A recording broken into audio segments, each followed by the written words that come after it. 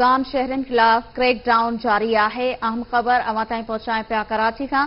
अवांखे ॿुधाईंदासीं 24 कलाकनि दौरान गैर कानूनी तौर तरसियल अफगाननि खिलाफ 254 केस दाख़िल कया विया आहिनि। मलीर में 31, क्यावाड़ी में 54, कोरंकी में 91 ऐं ओलह ज़िले में 34 केस दाख़िल थिया आहिनि।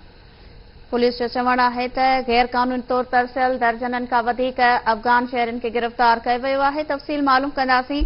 लाइन ते मौजूद आहे अब्दुल्ला सोलंकी। जी अब्दुल्ला, छा तफ़सील आहिनि कार्रवाई जे हवाले सां? जी बिल्कुल, कराची में गैर कानूनी तौर तरसियल अफगान शहरनि के शहर खिलाफ क्रैक डाउन शुरू किया वियो आहे। जॾहिं त 24 कलाकनि अंदरि 254 केस थिया आहिनि, जॾहिं त 700 खां वधीक अफगानी गिरफ़्तार कया विया आहिनि।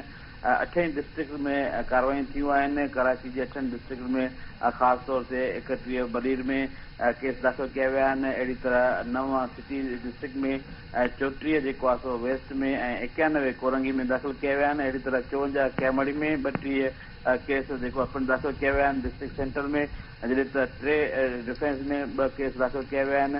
ऐं उन सां गॾु मां इहो वाज़े कंदो आहियां त दर्जन खां वधीक जेके गैर कानूनी तौर तरसियल अफगानी आहिनि उन्हनि खे गिरफ़्तार कयो वियो आहे ऐं उन्हनि ख़िलाफ़ क्रैक डाउन जारी आहे। जी ठीकु आहे, वॾी महिरबानी नाज़रीन। कराची खां अब्दुल्ला सोलंकी तफ़सील ॾिना आहिनि।